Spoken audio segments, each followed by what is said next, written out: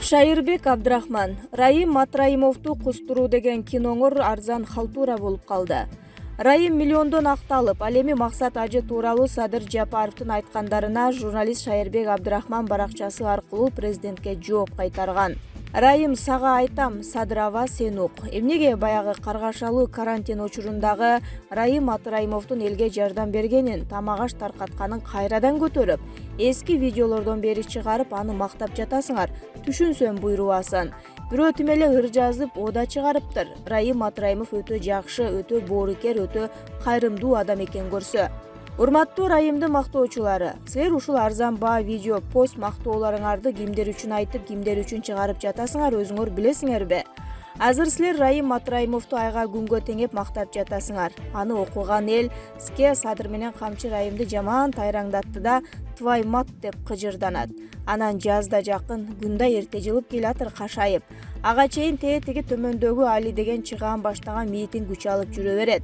Анан ага акырындап чоң саясий күчтөр кошулушу мүмкүн. Раим Матраимовду кустуруу деген киноңор Голливудту көргөн биздей такымын жегендерге жөн эле бир арзан халтура болуп калды дегендей кебин баягында АКШнын КРдеги элчиси да айтты эле. Эми кечке 200 баланча 1000 сом төлөп Раимиңер Садыр Жапаровдун тушунда акталып чыкты.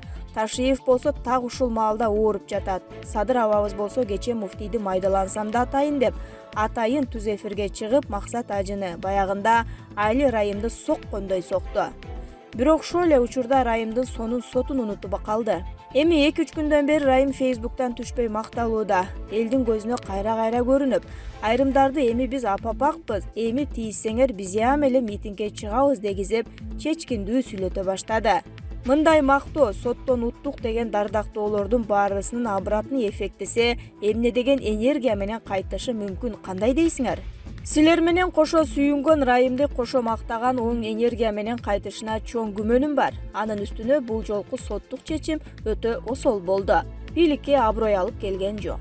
Демек, жазга, ТС сезонго карата Садыр президенттин учурунда Раим кантип соттолду деген АКШбы же Россия Федерациясыбы же жергиликтүүлөрдүн катышуусундабы кичинеби же чоңбу айтор бир шоу программага даяр болушуңар керек. А болбосо баягы Боз салкын деген кинодогу бала айткандай «Мага эмне» деп жазган ал. Ташиев: бандитмен дегендерди бизге айткыла, ошол түнү жок кылабыз. УКМКнын төрагасы Камчыбек Ташиев бүгүн 18 февралда Баткен областына учуп барды. Анда жергиликтүү эл менен жолугуп, чек арада жана өлкөдөгү маселе тууралуу эл менен пикир алмашты. Анын жүрүшүндө Кыргызстанда коррупцияга, криминалга каршы катуу күрөш жүрүп жаткандыгын айтты. Биздин коомдо, мамлекетибизде уюшкан кылмыштуу топтун башчысымын, бандитмин, вор законмун дегендер болбошу керек, болбойт да. Биз аларды тыйпыл кылып жок кылабыз. Кайсы бир жерден бирөө бандитмин деп чыкса, акырын билдирип койгула, ошол түнү кийинки күнгө жеткирбей жок кылабыз. Бирөө смотрящиймин деп чыгып көрсүн, мындан нары андай болбойт, деди УКМКнын жетекчиси. Эртеңден баштап бир нече атка минер камалат. Бул тууралуу УКМК төрагасы Камчыбек Ташиев Баткен областындагы чек арага жакын жайгашкан айыл тургундары менен жолугушууда билдирди. Ал мамлекеттин байлыгын уурдайм деген түшүнүктөн арылууга убакыт келгендигин баса белгиледи. Мен бүгүн эле Германиядан келип 1 сааттан кийин бул жакка келдим. Саат 4-тө учуп кетебиз. Барып эле Садыр Жапаров менен жолугуп, сиздер боюнча толук маалыматтарды айтып берем. Эртеңден баштап көрөсүздөр, бир нече чоң атка минерди камакка алабыз. Себеби алар элдин канын соруп бүтүшкөн. Жөнөкөй адамдарга тийбейбиз.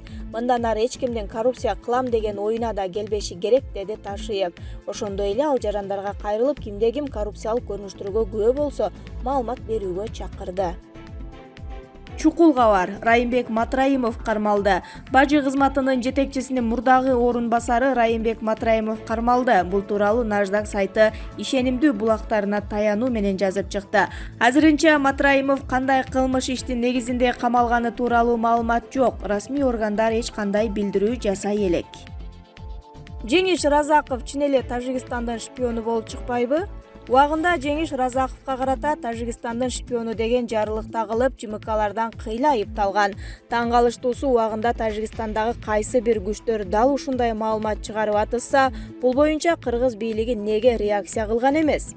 Кийин Тажикстандын улуттук коопсуздук кызматы тарабынан алардын аймагында колго түшкөнүн моюндаган түшүнүк каты жарык көрүп, коомчулуктун кыжырын келтирген. Мурдагы бийликтин тушунда Разаковго байланыштуу коомчулукта ЖМКда бир топ чуулгандуу сындар айтылып келген. Бирок ага карабастан мурдагы бийлик бармак басты, көз кысты таризинде мамиле кылып калкалап келди. Кийин УКМК текшеримиш болуп койду. Ананчы өзү вице-премьер болуп турса, адилеттүү текшерүү жүрмөк беле, туурабы? Ким билсин, Разаков мурдагы бийлик төөлдөрү менен бир устуккан ооз тийгенби, Айтор Разаковдун сындан башы чыкпай калганда аргасыз жөн гана кызматтан алып коюшту. Ал эми анын артынан ээрчиген сөздөрдүн чын бышыгын текшерип коюуга ашыгышпады. Унчукпаган үйдөй баледен кутулат дегендей, тымпыйы отуруп эле баарын унуткарып кетеби?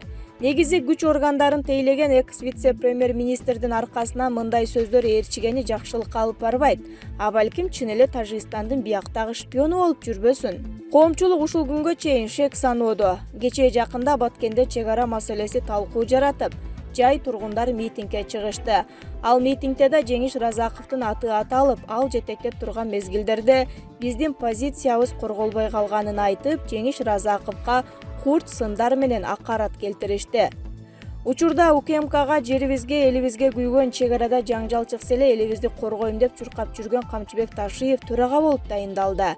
Ташиев дароо бул жаатта чечкиндүү кадамдарды жасоо багытында чек ара кызматын УКМКга кошуп алды.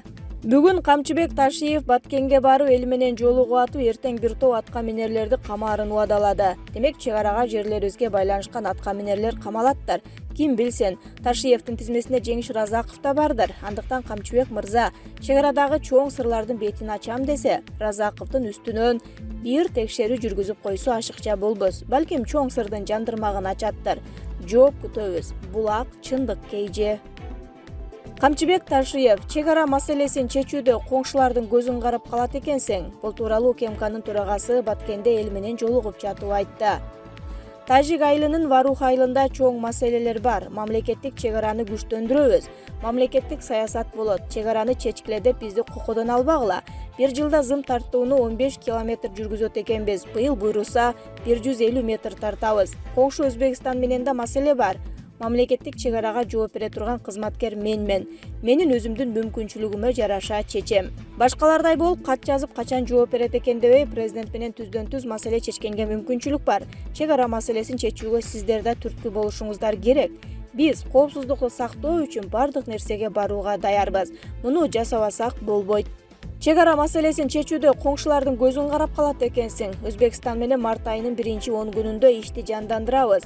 Тажикстан менен 2-10 күндүктө жандандырылат. Өткөндө Өзбекстандын делегациясы Бишкекке келип кеткен. Эң акыркы протоколго түнкү саат 3-4дө кол койдук. Декабрь айынын ортолору болчу, укму суук болуп аткан. Көйгөрүп сүйлөшүп атып, аларга дагы бизге дагы туура келген пикирге келип, протоколго койдук. Ошондо дагы элибиздин кызыкчылыгын жогору койдук. Жер сатып ийди дешти. Жер эмне мал же машина эмес алып чыгып сатып жибергидей. Кантип сатып жибермек элек, деди ал.